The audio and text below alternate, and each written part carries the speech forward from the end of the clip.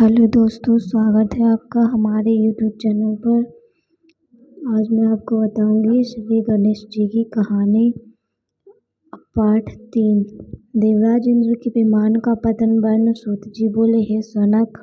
फिर चतुरानन ने व्यास जी के प्रति राजा सूरसेन का उपाख्यान कहा, जिसे महर्षि भृगु ने राजा सोमकांत को इस प्रकार बताया। हे राजन, मध्य प्रदेश में सहनस्य नाम का एक विख्यात नगर था, जिसमें रहकर राजा सूरसेन राज्य करता था। यह राजा अत्यंत पराक्रमी और विद्वान था। एक दिन राजा अपनी राजसभा में श्रेष्ठ सिंहासन पर विराजमान था। तभी उसने कुछ दूर पर एक विमान श्रेष्ठ सिंहासन पर विराजमान था। तभी राजा ने अपने दूतों को उसका पता लगाने का आदेश दिया, तो उन्होंने लौटकर बताया, महाराज, वह विमान देवराज इंद्र का है। यह सुनकर राजा तुरंत वहां पहुंचे और उसने देवराज से विमान के गिरने का कारण पूछा। इंद्र ने उत्तर दिया, राजन, मैं गणेश रूप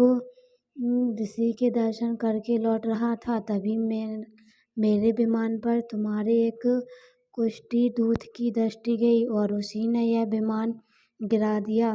राजा सूरसेन ने कहा, प्रभु, ऋषि कौन है? उनके दर्शनों की ऐसी क्या महिमा है जिससे आप जैसा महामहिम भी उनके दर्शनार्थ पधारे? यह सब मुझे बताने की कृपा करें। इंद्र बोले, राजन, इस वर्ण का आरंभ एक इतिहास से करना होगा। दंडकारण्य में नाभा एक अत्यंत क्रूर लुटेरा कौल रहता है।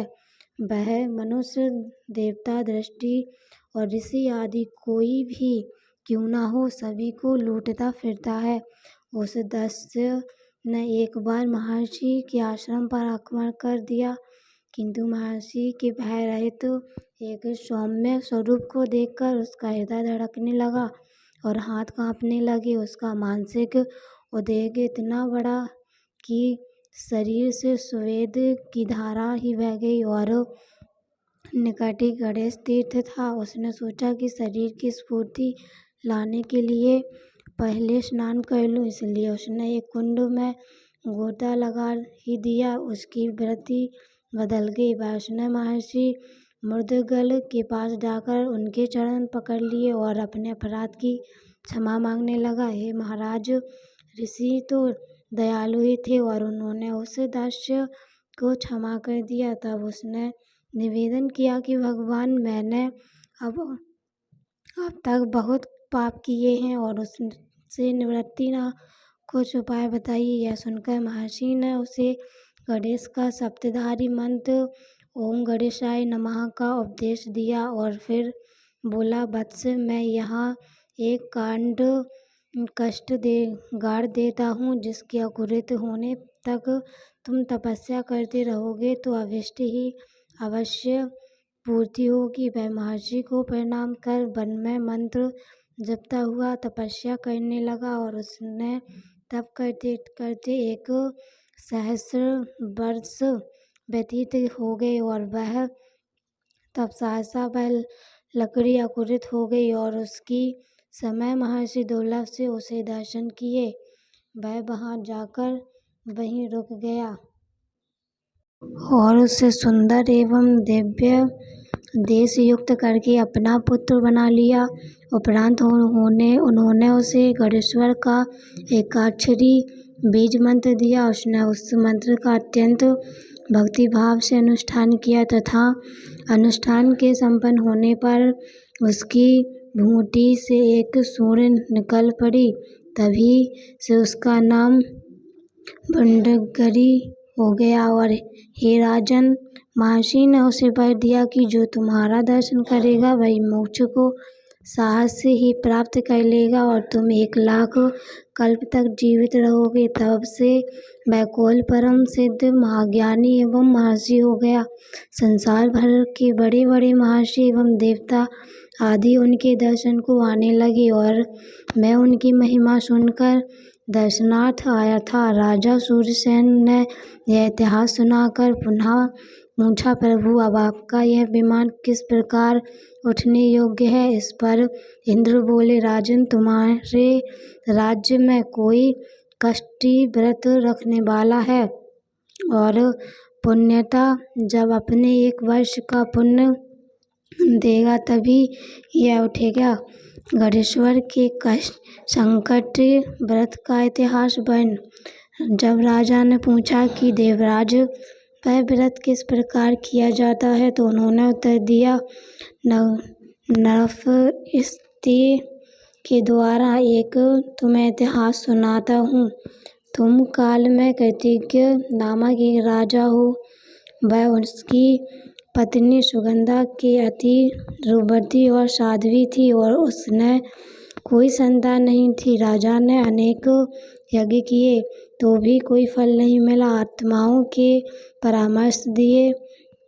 महाराज अब तो निवासपूर्वक आश्चर्यचकित हो गए और राजा को महामर्ष उचित प्रतीत हुआ और उसने आत्माओं को राज्य की रक्षा का भार सौंप दिया और रत्नी सहित वन में चले गए और इस प्रकार घोर तपस्या करने लगे। एक दिन नारद जी पितृलोक गए थे तो वहाँ उनकी भेंट कृतवीर के पितरों से हुई। उन्होंने कुशल मोक्ष पूछने पर नारद जी ने कहा कि कृतवीर को जब तक स्वर्ग की प्राप्ति कराने वाले पुत्र की प्राप्ति ना होती तब तक वह पत्नी सहित कठिन तप करता रहेगा और यदि पुत्र की प्राप्ति ना हुई तो वह इसी प्रकार अपने प्राण दे देगा।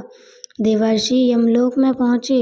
वहाँ उन्होंने वसुंधरी ऋषि के माता पिता को अग्निमय कुंभीपाक में दग्न होते हुए देखा। उन्होंने बड़ी दया आई। उन्होंने ऋषि के पास जाकर उनकी दशा का कारण पूछने के पश्चात कहा, मुनिवर, आपके माता पिता कुंभीपाक नरक में पड़े हुए घोर दुख भोग रहे हैं। उनके उद्धार का कुछ उपाय कीजिए। तब ऋषि ने अपनी संकट व्रत का पुण्य सभी पितरों के लिए दिया और जिससे उसने माता पिता सहित अन्य सब पितर भी मुक्त हो गए। राजा ने पूछा, हे देवेंद्र, आपने वसुंधरी के पितरों के मुक्त होने का वृतांत तो कहा, किंतु कृतवीर के विषय में बताया कि आपके पितरों ने नारद जी को क्या उत्तर दिया, वह बताने की कृपा कीजिए।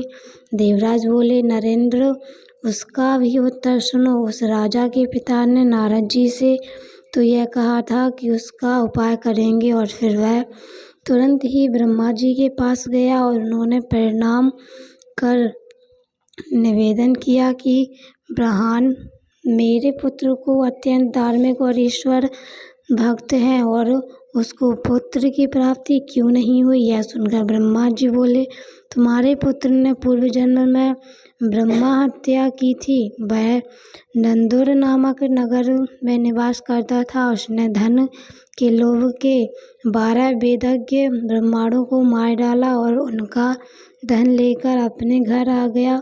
उस दिन माँ कृष्ण चतुर्थी थी तथा जब तक वह घर आया था समय चंद्रोदय हो चुका था। उसने अपने समस्त परिजनों के साथ बैठकर अपने पुत्र गणेश को पुकारा। जब वह आ गया तब सभी ने भोजन किया उसकी मृत्यु और तभी उस समय उसकी मृत्यु हो गई। हे राजन, उस दिन वह दिन भर भूखा रहा और गणेश का उच्चारण कर भोजन किया।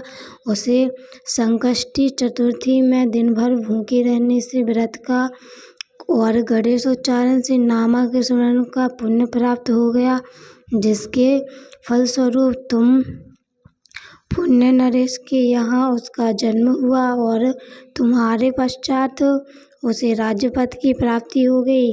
अब यदि वह संकट चतुर्थी का व्रत करे तो उससे की ब्रह्मा हत्या छूटकर पुत्र लाभ हो सकता है। यह सुनकर कृतवीर का पिता बोला, अपने स्थान पर लौट आया और अपने पुत्र को संकट चतुर्थी व्रत करने का स्वप्न में प्रेरणा दी। तब राजा ने यह व्रत रख करके गणेश जी का और चंद्रमा का पूजन किया। उसने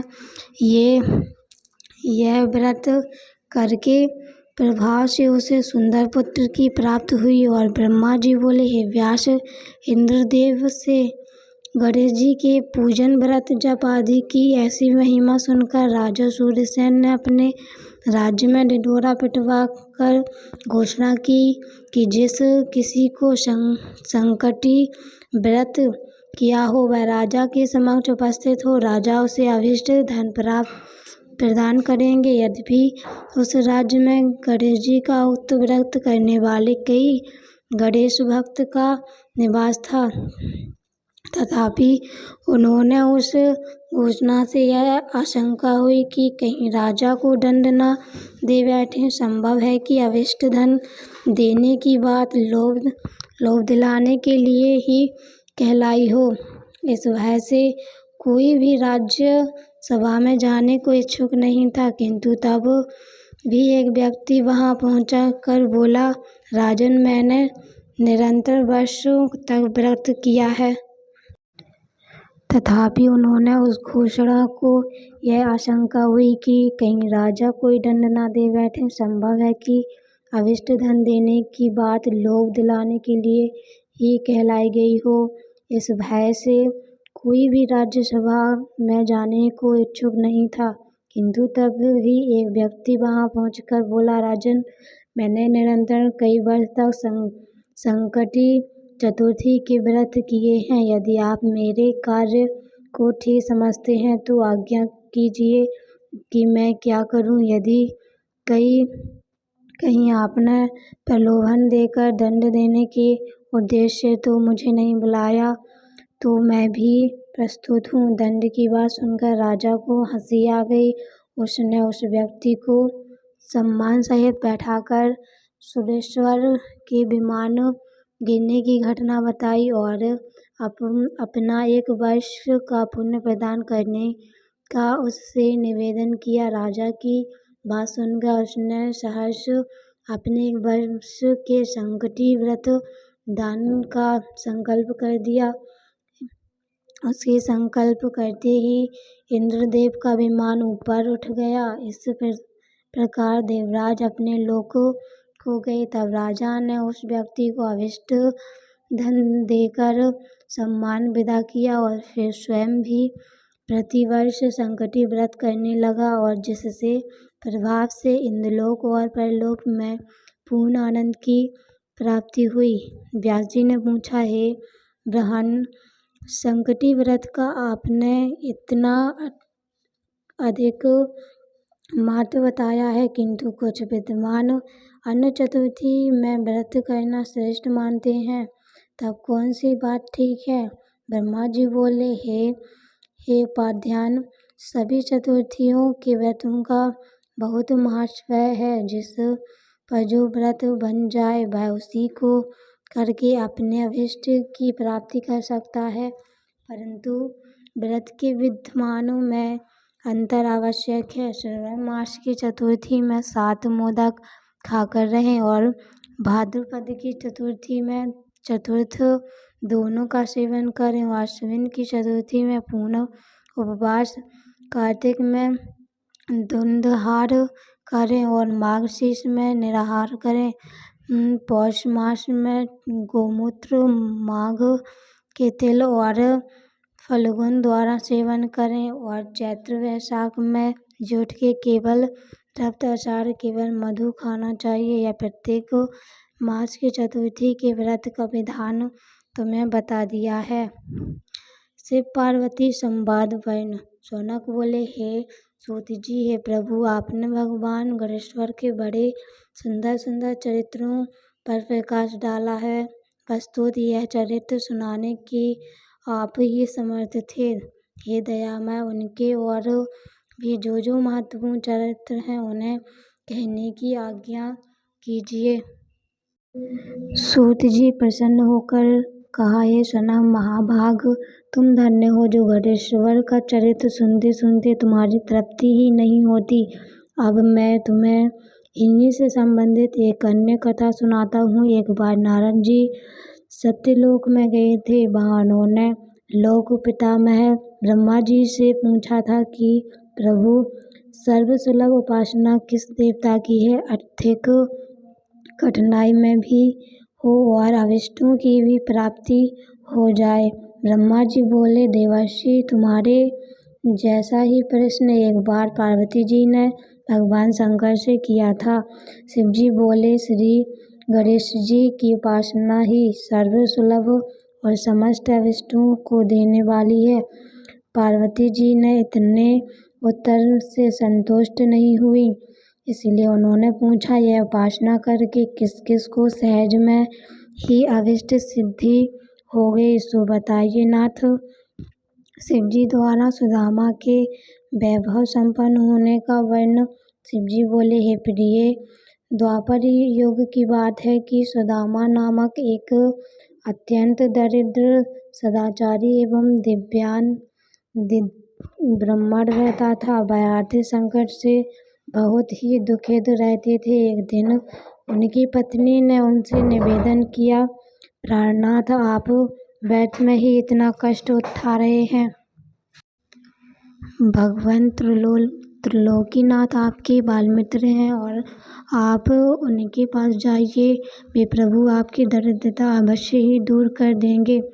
यद्यपि सुदामा आपके मित्र अपने मित्र से कुछ मांगना नहीं चाहते थे, यद्यपि उन्होंने पत्नी के अत्यधिक आग्रह के कारण जाना पड़ा। पत्नी ने थोड़े से चावल मिले और चिथड़े में बांधकर सौगात के रूप में उन्हें दे दिए। बेचारे सुदामा मार्ग पाकर करते हुए इसी प्रकार द्वारिकापुरी पहुँचे, और किंतु राज भवन पर जो प्रहरी थे उन्होंने उन्हें घुसने नहीं दिया। बोले, बावला हुआ है क्या? वे राजेश्वर तेरे जैसे फटे हाल से कैसे मिलेंगे? सुदामा ने अपनी मित्रता की बात बताई तो वे हंसने लगे, किंतु बहुत आग्रह करने पर उन्हें दया आ गई। एक प्रहरी ने द्वारिकापति से जाकर कहा, प्रभु, कोई सुदामा नामक दरिद्र ब्राह्मण द्वार पर खड़ा है, वह मिलना चाहता है आपसे। सुदामा का नाम सुनते ही भगवान दौड़े आए द्वार पर और गले मिलकर लिवाले गए। अपने साथ सभी प्रहरी अवाक देखते रह गए और राजभवन में सुदामा का बड़ा भव्य स्वागत हुआ। दोनों मित्र बड़े प्रेम से पुरानी बातें कर रहे थे, तभी उन्होंने सुदामा के साथ ही पोटली देख ली। सुदामा उसे छिपाने लगे तो भगवान ने उसे झपटकर खोला और कुछ चावल खाकर बोले, यह तो बड़े स्वादिष्ट है मित्र, ऐसे अमृत पदार्थ को तुमने मुझसे छुपाया क्यों? फिर कुशल प्रश्न हुआ। दोनों ओर से सुदामा ने सर्वकुशल बताते हुए अपनी दरिद्रता की बात कही, जिसे सुनकर श्री कृष्ण बोले, मित्र, तुम गणेश्वर की पूजा नहीं करते हो क्या? यदि उन प्रभु को प्रसन्न कर लो तो सभी कामनाएं पूर्ण हो जाए। सुदामा ने पूछा, यह गणेश्वर कौन है और इनकी पूजा का विधान क्या है? भगवान बोले, गणेश्वर उस परब्रह्म परमात्मा का ही नाम है जो अनादि अनंत सर्वस्वर एवं परम पूजनीय है। ब्रह्मा, विष्णु और शिव ही उन्हीं के अनुशासन में रहकर सृष्टि के संग पालन और लय करते हैं। वे ही प्रभु एकमात्र उपासनीय एवं सर्व काम दाता हैं। समस्त देवता, ऋषि, मुनि, एक वेदज्ञ ब्राह्मण उन्हीं गणेश जी की उपासना में सदैव लगे रहते हैं। वह बोले, समस्त देवता, ऋषि, मुनि एवं वेदज्ञ ब्राह्मण उन्हीं गणेश जी की उपासना में सदैव लगे रहते हैं। तुम भी उन्हीं का पूजन और व्रत करो। सुदामा ने पूछा, गणेश जी का व्रत कब करना चाहिए? उनके ध्यान पूजन वृत्तांत को कैसे किया जाता है, यह भी कहिए। कृष्ण बोले, हे विप्रह, हे सखदेव, तुम इनका व्रत किसी भी मास की चतुर्थी में कर सकते हो अथवा बैसाखी पूर्णिमा, कार्तिक पूर्णिमा या अन्य किसी पुण्य अवसर पर करो। यदि मंगल, शुक्र या रविवार के दिन करो तो भी सुख की प्राप्ति होगी और प्रातःकाल स्नान आदि से निवृत्त होकर व्रत का संकल्प लेना चाहिए। फिर तिल और आंवले के चूर्ण का उपटन लगाकर पुनः स्नान करें। एक स्नान प्रदोष काल में और कर लें। अति उत्तम स्नान के पश्चात पुण्य वाहन एवं नवग्रहों का पूजन करें। धरती को गोबर से लेपकर चौक और चौकी रखकर उस पर कलश स्थापन करें। फिर गणेश जी की धातु की मूर्ति स्थापित करें और पुष्प गोपचार से पूजा करें। भोग में उत्तम घृत आदि के साथ निर्मित मोदक रखें। यदि यह संभव ना हो तो समस्त उपचार मानसिक हो सकते हैं। हे मित्र, भावना सर्वोपरि है, इसलिए पूजन में भक्ति भाव की विशेष फलदायक होता है। यदि श्रद्धा हो तो पूजन कार्य संपन्न होने पर ब्राह्मणों को भोजन कराएं और यथा शक्ति दक्षिणा दे। सबके अंत में अपने परिजनों एवं पत्नी पुत्र आदि के साथ बैठकर स्वयं भोजन करें। यह व्रत का विधान तुम्हें बता दिया है। सुदामा बोले, इस व्रत को पहले किसने किया था? श्री कृष्ण ने इसके उत्तर में कहा, एक बार प्रलय के पश्चात सृष्टि की उत्पत्ति होनी थी, परंतु ब्रह्मा जी को अनेक विघ्नों का सामना करना पड़ा। वह ब्रह्मा जी ने गणपति का ही पूजन किया और उनसे शक्ति प्राप्त करके सृष्टि रचना का कार्य संपन्न किया। हे सखे, मुझे भी दुष्ट दलन करके धर्म संस्थापना अवतार लेने की शक्ति उन्हीं गणाधीश्वर से प्राप्त हुई है। मैं तो प्रति शुक्रवार के गणेश जी का व्रत किया करता हूँ। यह सुनकर सुदामा ने मन में बड़ी प्रसन्नता हुई। उन्होंने व्रत से प्राप्ति होने वाले द्रव्य से वही गणेश जी के पूजन का संकल्प किया और श्री कृष्ण के परामर्श से उन्हीं के साथ आराधना कर प्रसाद ग्रहण किया और फिर उन्होंने भगवान से घर जाने की अनुमति मांगी। जब चले गए तब श्री कृष्ण उन्हें बहुत दूर तक पहुंचाने आए। फिर सुदामा ने आग्रह से अपने भवन को लौटे। व्यापारी के धन चोरी होने का वर्णन। उधर सुदामा जी अपने घर को शीघ्रता से चले पड़े। तभी मार्ग में उनकी मणि नामक एक धनवान व्यापारी से भेंट हुई। रात्रि में सुदामा जहाँ ठहरे थे वहीं व्यापारी आ ठहरा, किंतु जब वह प्रगाढ़ निद्रा में था तब चोरों ने उसका सभी बहुमूल्य धन चुरा लिया। जब उसकी आँख खुली तब उसने वह संकल्प किया कि यदि गया हुआ धन मिल जाए तो उसका आधा भाग ब्राह्मण को दान कर दूंगा। उसने ऐसा निश्चय किया ही था कि उसे एक संदूक कुछ ही दूर पड़ा दिखाई दिया। दौड़कर उसने संदूक उठाया तो यह बहुत सारे रत्न आदि से भरा पाया। उसने प्रसन्न होकर संदूक का आधा धन सुदामा को दान कर दिया। सुदामा को उससे बड़ी प्रसन्नता हुई और उन्होंने उस धनिक व्यापारी को भी साथ लेकर भगवान गणाध्यक्ष का वही पूजन किया। समय काल में जब पूजन कार्य संपन्न हो गया तो सुदामा को भगवान गणेश्वर के साक्षात दर्शन हुए। सुदामा ने भक्तिभाव पूर्वक उनके चरण पकड़ लिए और स्थापन करने लगे। उन्होंने प्रभु से निवेदन किया कि हे दयानीय, हे सत्य स्वरूप परमात्मा ब्रह्मा, आप परम दयालु और भक्तिवान हैं। हे नाथ, आपकी महिमा अपरंपार है, जिसे ब्रह्मा विष्णु और शिव भी नहीं जान पाते, तो मेरे जैसे तुच्छ जीव के तो कहना ही क्या है।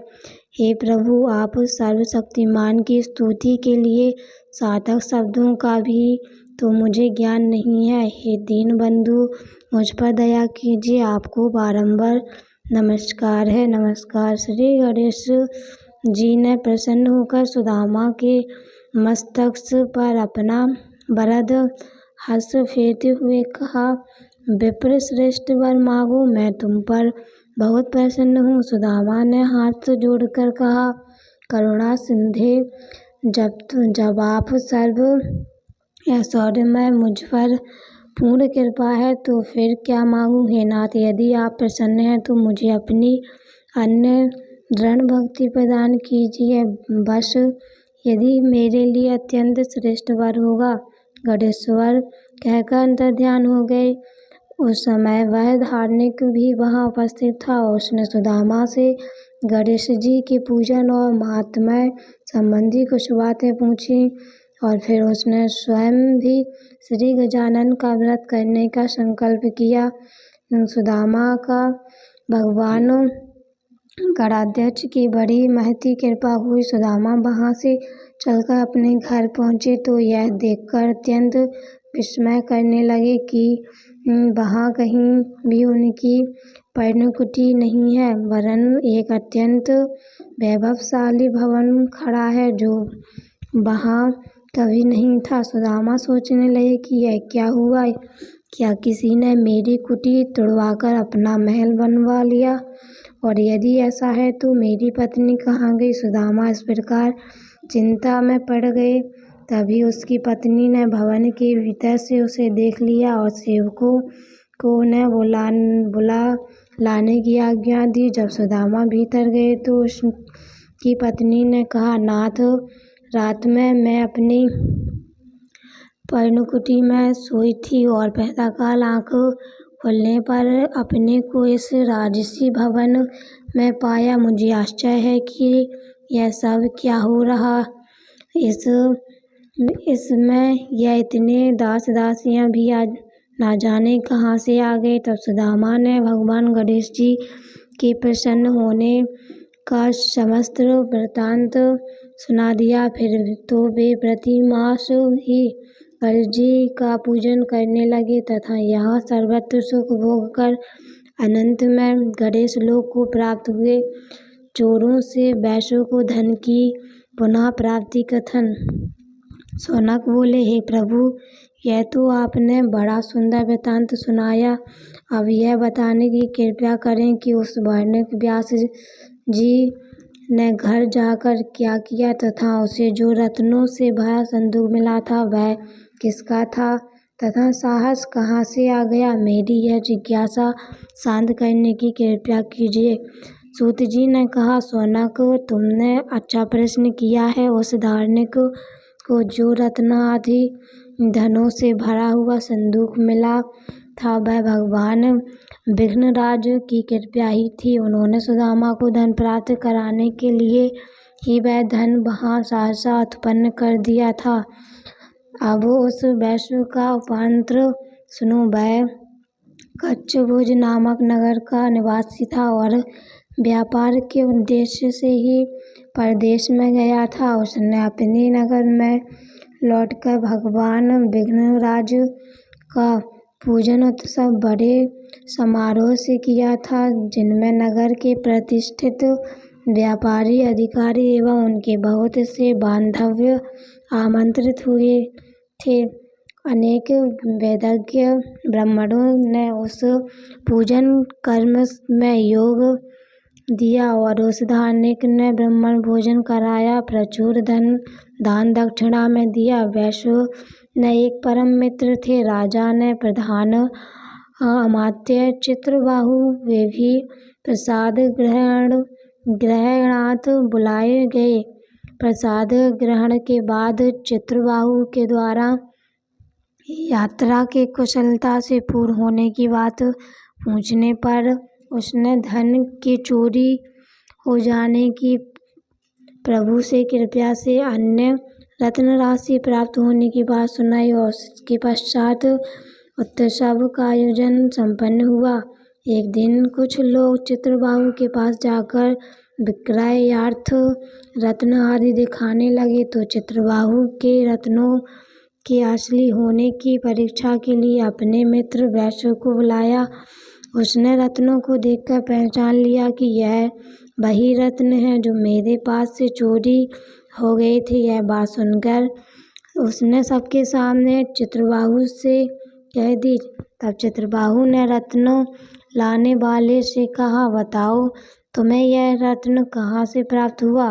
पहले तो उन्होंने कुछ उल्टी सीधी बातें बनाई, किंतु जब उन्होंने चित्रबाहु के आदेश पर अपने राज्य सैनिक से घिरे पाया तो रोते हुए बोले, प्रधान जी, हमारा अपराध क्षमा कर दें तो हम अभी सब बात बताते हैं। चित्रबाहु ने कहा कि सत्य कहोगे तो क्षमा कर दिए जाओगे। तब उन्होंने स्वीकार किया कि मार्ग में उस वैश्य से ही यह धन चुराया था। इसके पश्चात उन्होंने वह धन वैश्य को लौटा दिया। चित्रबाहु ने उन चोरों से कहा, देखो यह भगवान गणेश्वर का ही प्रभाव है जो तुम पर धन लेकर यहाँ खींचे चले आए हो। यदि सुख समृद्धि चाहते हो तो चोरी का धंधा छोड़कर अन्य कार्य में लगे और भगवान गणाध्यक्ष का व्रत पूजन आदि करो तो तुम्हें सहज ही समस्त धन प्राप्त हो जाएंगे। यह सुनकर चोरों ने भविष्य में चोरी न करने की प्रतिज्ञा की और संकल्प किया कि हम उन्हीं विनायक की आराधना करेंगे, तुम धर्म पूर्वक जीवन यापन करेंगे। इस प्रकार वे चोर सदाचारी बनकर भगवान गणेश्वर की आराधना करने लगे, जिससे उन्हें सर्व सुखों की प्राप्ति हुई। वह वैश्य की चोरी का धन वापस लौट आने का अत्यंत प्रसन्न हुआ और श्री गणेश्वर ने ऐसा करने पर भगवान विनायक की कृपा चित्रबाहु पर। सूत जी बोले, हे सौनक, चित्रबाहु ने गणेश्वर व्रत का दृढ़ संकल्प किया, किंतु बाद में पुत्र प्राप्ति होने पर अपने संकल्प को भूल गया। इस कारण उस पर संकट के मेघ मंडराने लगे और एक दिन सहस राजा ने किसी कारण कुपित होकर उसका सर्व स्वप्न छीन लिया और देश निकाला दे दिया। इस कारण उसके पास जीवन यापन का कोई भी साधन नहीं रहा। जब भूखे मरने की नौबत आ गई तो नर्मदा के तट पर भीख मांगने लगा। तभी एक दिन उसने शुक्रदेव जी के आश्रम देखा तो भीतर जाकर महर्षि को प्रणाम कर बैठ गया। महर्षि ने पूछा, तुम कौन हो, कहाँ से आए हो, क्या प्रयोजन है तुम्हारा। यह सुनकर चित्रबाहु ने अपना समस्त वृत्तांत निवेदन किया और अपने संकट से मुक्त होने का उपाय पूछा। महर्षि ने कुछ देर ध्यान लगाने के बाद कहा, वत्स, तुमने पुत्र प्राप्ति के लिए भगवान विनायक के व्रत का संकल्प किया था, जिसे तुम उत्पन्न होने पर तुम भूल गए हो। इसी कारण तुम्हें यह घोर कष्ट भोगना पड़ रहा है। इस स्थिति में छुटकारा पाने के लिए उन्हीं भगवान विनायक का व्रत और पूजन करो, फिर तुम्हें कोई कष्ट नहीं रहेगा और तुम अपने पूर्व को भी पालोगे। हे शौनक, शुक्रदेव मुनि की बात सुनकर चित्रबाहु को अपनी भूल पर बड़ा पश्चाताप हुआ और उसने तुरंत ही विनायक भगवान के प्रति का संकल्प कर गणेश चतुर्थी के शुभ दिवस में गणेश जी का भक्तिभाव किया। वह भक्तिभाव करने लगा और पूजन किया, जिसके प्रभाव से उसे पूर्व पद और वैभव की शीघ्र ही प्राप्ति हो गई। पति परमात्मा रानी सुनीता का आख्यान। सूत जी बोले, हे सोना, एक दिन फल्गुन नदी के तट पर गणेश पूजन किया जा रहा था। पूजन करा रहे थे महारानी एवं वेदज्ञ भार्गव पंडित। उसी समय उन्होंने देखा कि एक स्त्री वहां आकर खड़ी हो गई।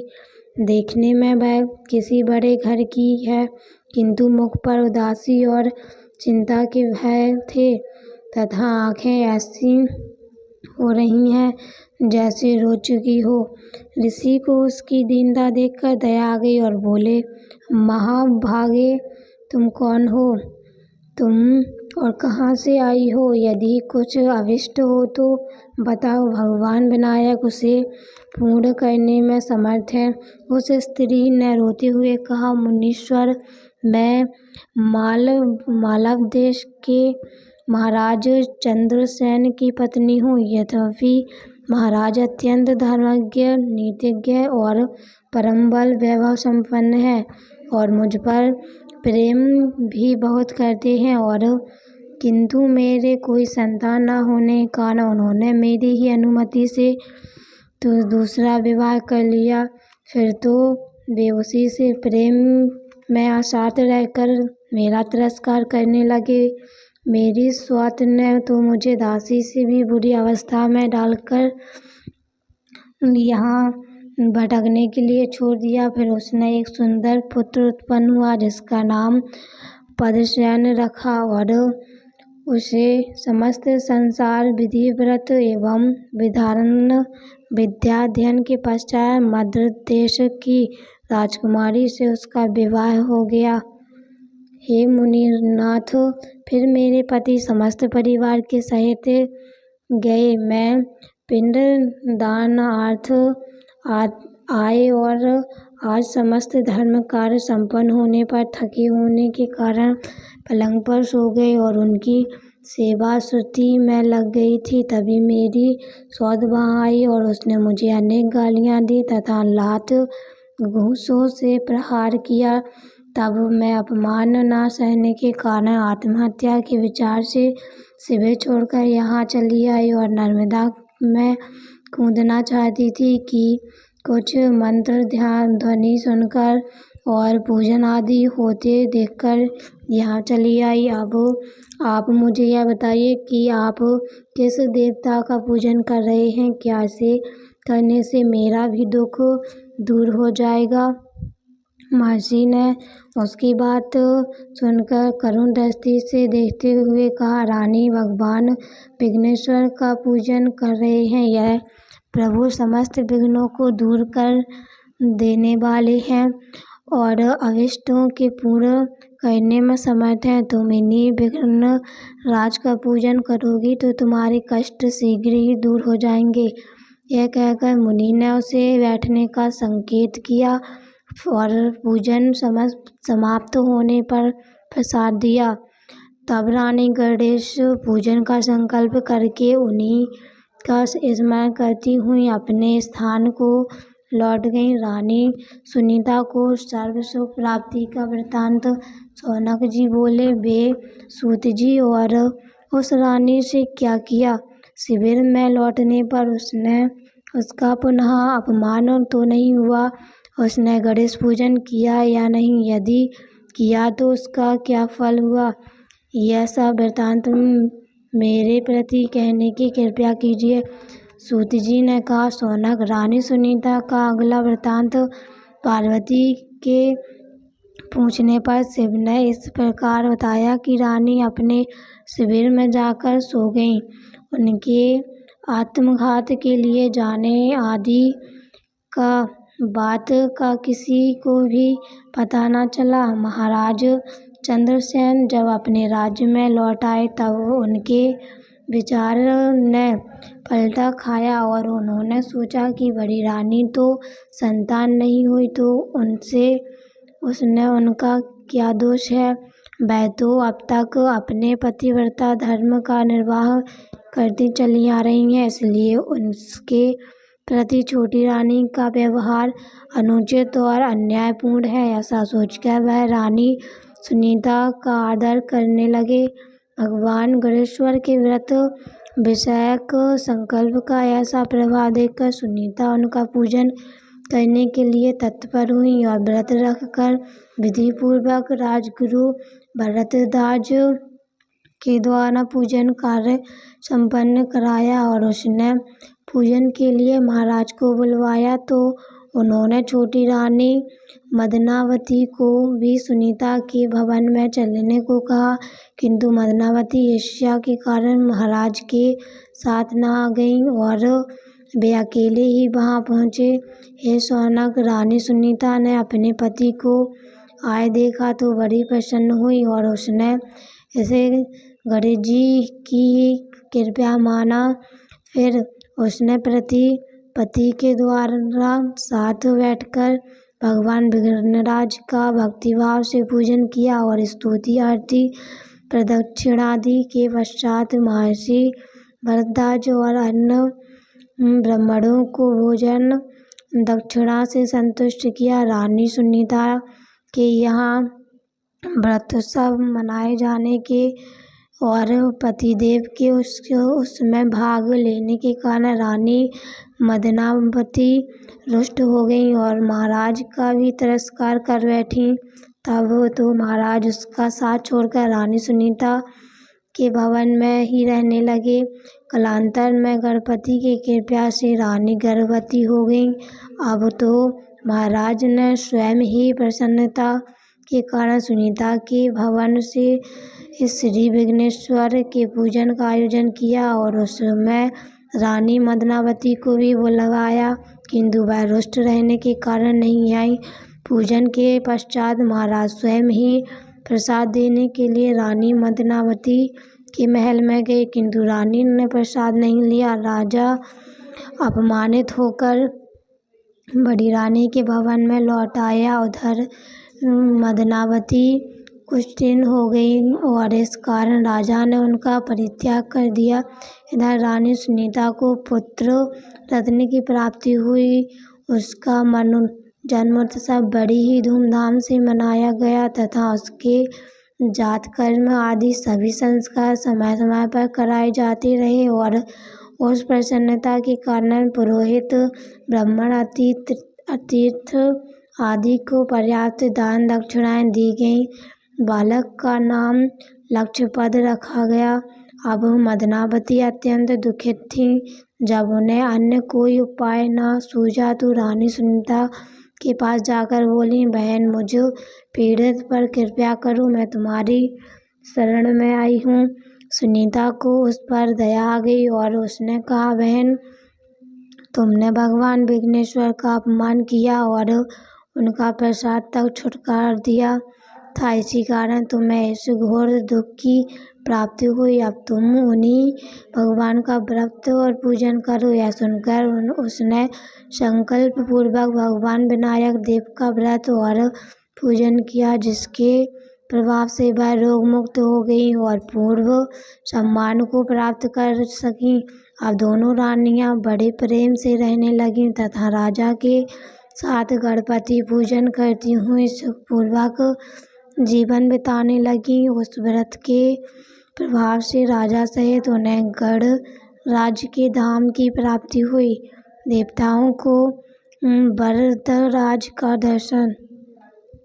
सूत जी बोले, त्रिपुर विजय के पश्चात देवताओं ने श्री गणेश जी का भक्ति भाव से पूजन किया। उसके पश्चात भी वे समय समय पर इनकी उपासना करके सिद्धि प्राप्त करते।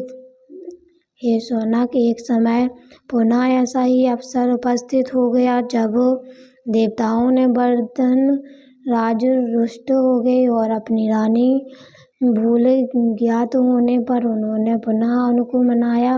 शौनक ने भक्ति पूर्वक सूत के समक्ष मस्तक झुकाया और बोले, सूत जी, हे पुराण देवता पुरुष वर्धनराज की कथा में मुझे बड़ा ही आनंद आ रहा है।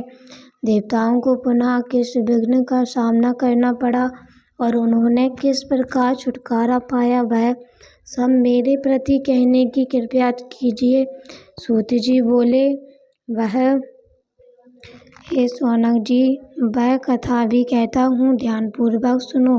देवगण एक बार गोमती के पवित्र तट पर यज्ञ करने लगे, किंतु उस यज्ञ में अनेक विघ्न आने लगे। तब उन्होंने भगवान विष्णु के पास जाकर निवेदन किया कि हे वैकुंठनाथ, हमारे यज्ञ में बार बार विघ्न उपस्थित हो रहा है, उसके निवारण का उपाय बताइए। भगवान विष्णु ने हंसकर कहा, देवताओं, तुमने गणेश जी की पूजन नहीं किया होगा, इसलिए वे रुष्ट हो गए होंगे। यदि विघ्नेश्वर से बचना है तो सर्वप्रथम उनका पूजन करो और उसके पश्चात यज्ञ करो, फिर उन्होंने विघ्न उपस्थित नहीं होगा। भगवान की बात सुनकर देवगण गोमती तट पर लौट गए और ब्रह्मा जी के नेतृत्व में गणपति पूजन करने लगे। उनके उस पूजन से वरदान प्रसन्न हुए और उन्होंने देवताओं को साक्षात दर्शन दिया, और देवताओं ने उन्हें देखा तो तुरंत ही हाथ जोड़कर स्तुति करने लगे, जिनका सभी देवगण शिव, विष्णु, ब्रह्मा आदि भी सब कार्यों में पूजन, नमस्कार और चिंतन करते हैं। हम उन्हीं विघ्नाज राज गणेश जी की शरण लेते हैं। हे गणेश्वर, आपके समान मनोवांछित फल प्रदान करने वाला अन्य कोई देवता नहीं है। त्रिपुरासुर वध के समान शिवजी ने आपका ही पूजन करके विजय प्राप्त कर ली थी। हे अविकांत नंदन, हमारे इस यज्ञ के विघ्नों को दूर कीजिए। देवताओं द्वारा वरदान के बाल रूप में स्मरण करके होने के कारण वह उन्हें रूप में दिखाई देने लगे। यह देखकर शिवजी ने विनोद पूर्वक कहा, गणपति, तुमने बहुत दूध पिया है और फिर लंबोदर क्यों नहीं हो जाते? सबके देखते देखते वे लंबोदर और दीर्घकाय हो गए। देवताओं ने पुनः उनकी स्तुति की और अंत में बोले, हे लंबोदर, हे गणपति, हम आपकी शरण में, हमारे विघ्नों को नष्ट कीजिए। गणेश जी ने कहा, देवगण, चिंता न करो, अब तुम्हारे यज्ञ में कोई विघ्न उपस्थित न होगा।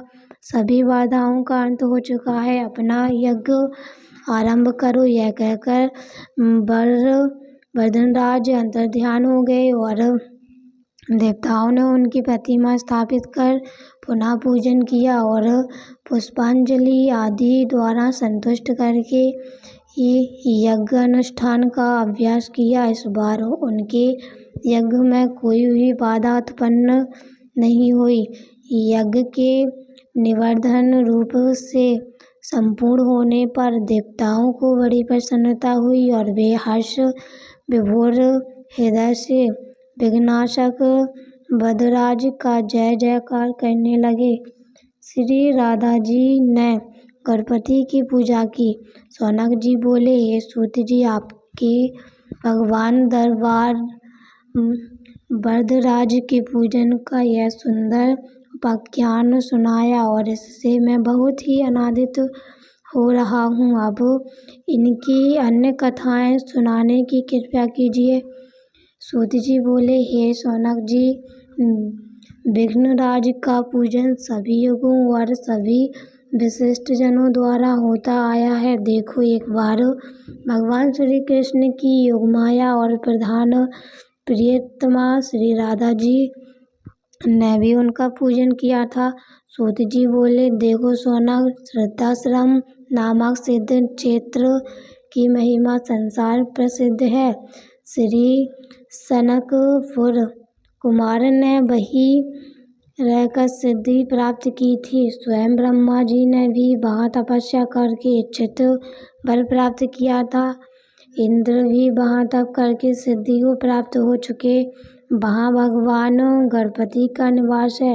एक बार वैशाखी पूर्णिमा के पुण्य अवसर पर माता पार्वती और पिता महेश्वर के साथ गणेश जी सिद्धाश्रम में ही थे। उस अवसर पर ब्रह्मा आदि सभी देवगण, ऋषि मुनि गण, चरण सिद्ध गर्भ आदि गणपति पूजन के लिए उपस्थित हुए। उसी पुण्य अवसर पर सब प्रमुख द्वारिकाओं वासियों के साथ भगवान श्री कृष्ण और ब्रजवासियों के साथ नंद जी भी वहाँ आए थे। लोकोक वासिनियों गोपियों के साथ श्री कृष्ण प्राण वल्लभ श्री राधा रानी भी वहाँ आई थी। उन्हें स्नान करके शुद्ध वस्त्र धारण किए, तदुपरांत अपने चरित्रों को खोया और धोया।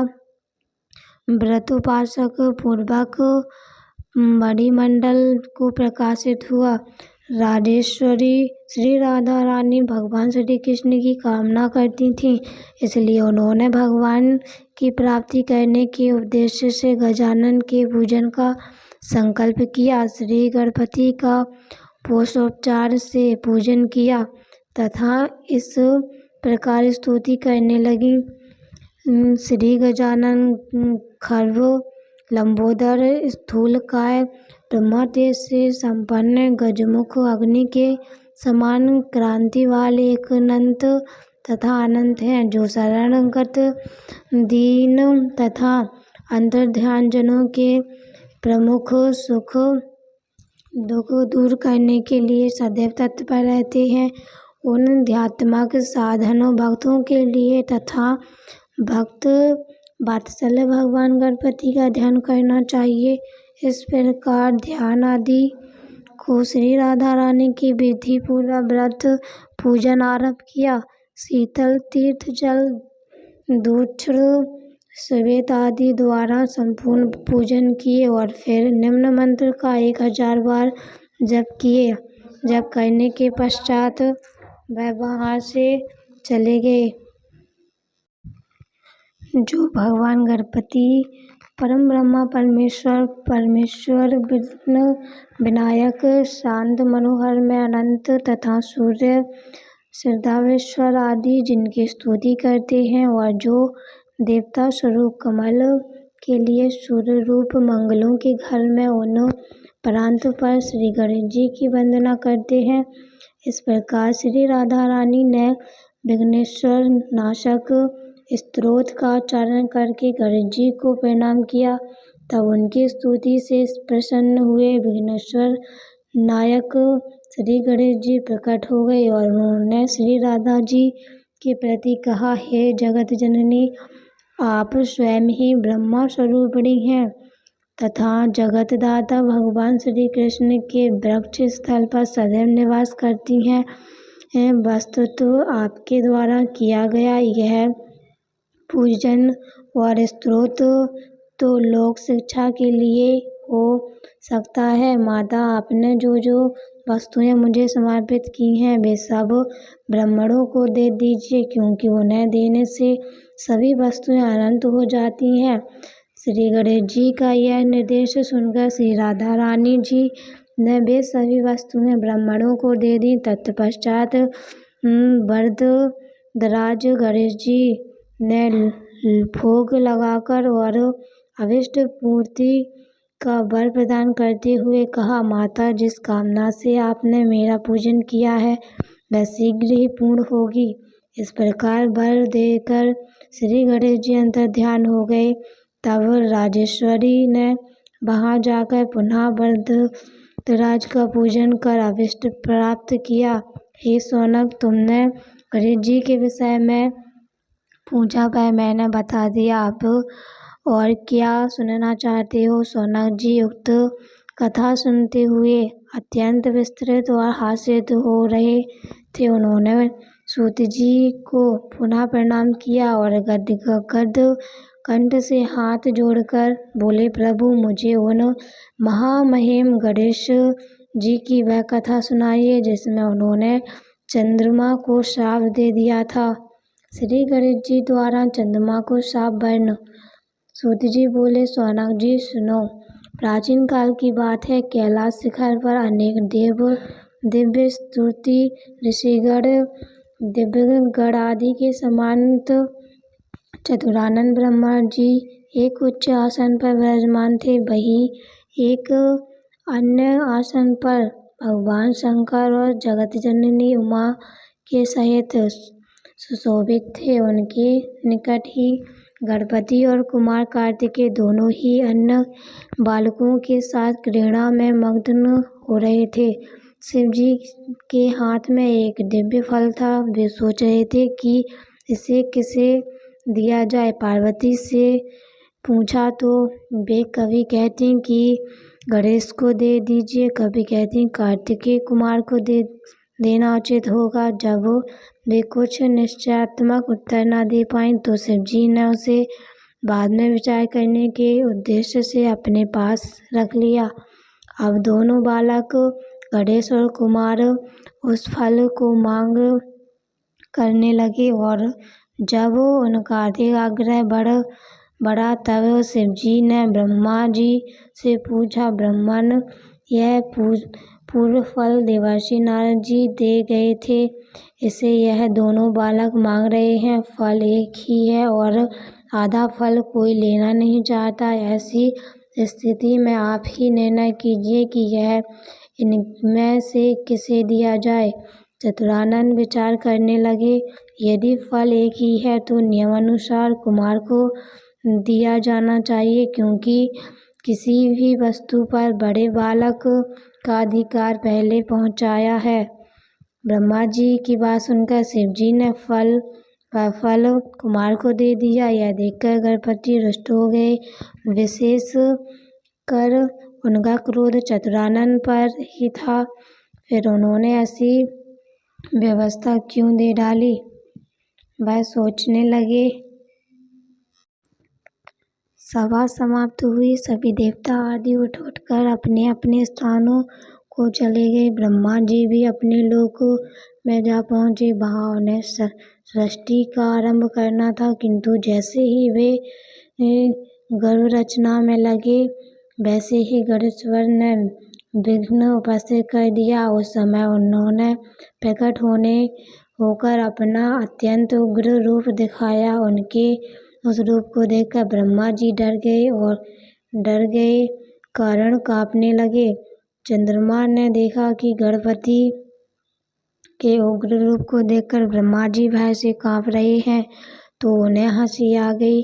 उसके साथ ही चंद्रमा के जो गण उस दृश्य को देख रहे थे, वे भी हंस पड़े। यह देखकर भगवान गजानन को क्रोध आ गया और वे चंद्रमा को शाप देते हुए बोले, तूने इस समय मेरी हंसी उड़ाकर जो अभद्रता प्रदर्शित की है, उसका फल तुझे मिलना ही चाहिए। जा तू किसी के भी देखने के योग्य नहीं रहेगा, और यदि कोई भूल से भी देख लेगा तो अवश्य ही पाप का भागी होगा।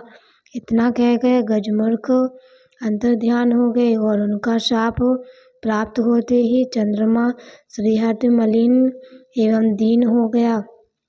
उनके तेज से अत्यंत न्यूनता आ गई और इससे वह बहुत व्याकुल हुआ और तृष्णापूर्वक पश्चाताप करने लगा। देखो मैं कैसी मूर्खता कर बैठा। उन जागीरेश्वर के साथ विप्रभु तो अनंत मार्दित गुणों से संपन्न संसार के कारण एवं महाप्रभु हैं। उनके रुष्ट होने में मैं दर्शनीय एवं कलाहीन हो गया हूँ। अब इससे छुटकारा पाने के लिए क्या करूँ? जब चंद्रमा की समझ में कोई उपाय नहीं आया तो वह तुरंत ही देवराज इंद्र के पास गए, परंतु इंद्र आदि देवता भी उसे नहीं देखना चाहते थे। उन सभी ने अपनी अपनी आंखें झुका लीं। तब इंद्र ने भी उसकी ओर ना देखते हुए ही पूछा, अरे चंद्रमा, तुम्हारी यह दशा कैसे हुई? क्या गजकर्ण के शाप का ही प्रभाव है? यह सब बात स्पष्ट कहो। चंद्रमा बोला, देवराज, आपसे क्या छुपा है? आप तो सब जानते हुए भी अनजान बनकर क्यों पूछ रहे हैं? अब शीघ्र ही मेरे शाप मुक्त होने की यत्न करो, अन्यथा समस्त संसार ही मेरे शापित होने से अशुभ फल भोगेगा।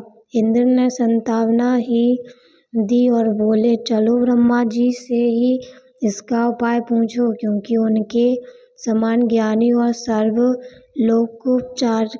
अन्य कोई भी नहीं है। सब देवता उसके साथ ब्रह्मा लोक पहुँचे। आगे आगे चंद्रमा और पीछे पीछे इंद्र के नेतृत्व में सब देवगण। ब्रह्मा जी ने जब यह जाना कि चंद्रमा आ रहा है तो पाप लगने के भय से उन्होंने भी दृष्टि नीची कर ली और बोले, कहो सुधारसु, यहाँ किस अभिप्राय से आना हुआ? अरे तुम्हारे पीछे तो देवराज इंद्र और समस्त सुगण ही चले आ रहे हैं। ब्रह्मा जी के प्रश्न का उत्तर सुरपति ने ही दिया। वे बोले, ब्राह्मण, भगवान गणेश्वर आप पर कुपित हुए थे और शाप दे बैठे चंद्रमा को, इसलिए अब आप ही इन्हें छुड़ाने का उपाय कीजिए। हम सभी देवता इसी प्रयोजना से आपकी सेवा में उपस्थित हुए हैं। चतुरानन ने कुछ विचार कर कहा, उन्हीं गणेश्वर प्रभु की शरण लेनी होगी। देवराज चंद्रमा के आगे रहकर उन्हीं का